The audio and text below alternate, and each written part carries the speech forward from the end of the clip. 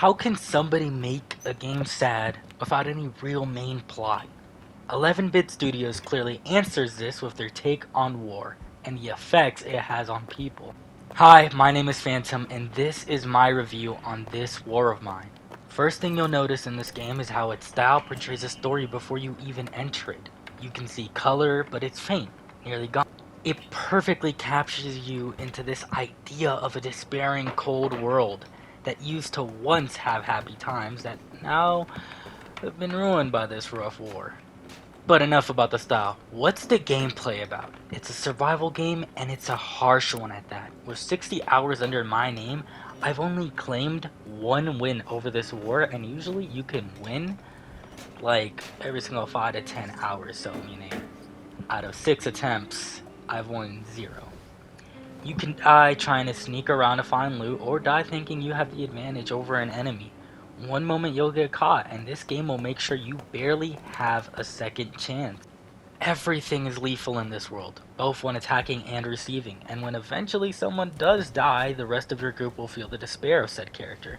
Sadness takes over every inch of this game, and it's impressive that I genuinely felt bad over a character I barely got to meet or control. And during tough moments when deciding to steal and seeing the effects of how my community thinks about that is just such an absolutely great new concept I haven't seen oftenly in gaming. I like the feature, but there should also be a system to have like two sides of a coin, not just one.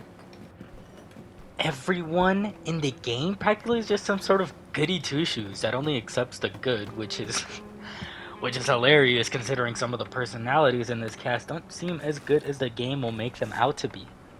Music is immersive, but not really a standout. Speaking of immersive, the small amount of loot in this world is even harsher than the combat, which makes choices like steal from those who have little to nothing and starving your own group of characters harsh, but necessary. You'll find the slightest bit of what you need and hopefully you can live with it, but it's usually not likely.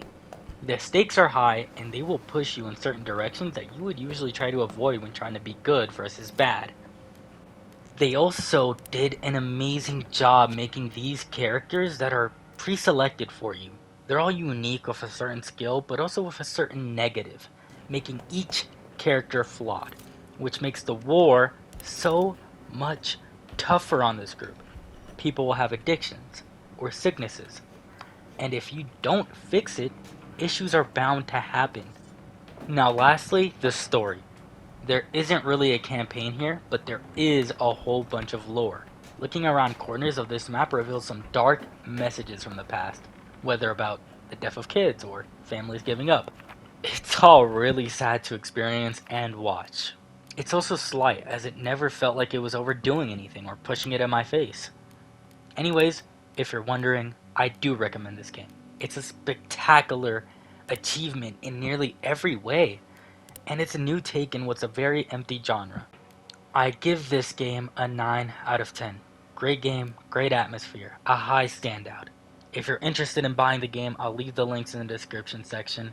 Any questions or concerns will be answered in the comments below.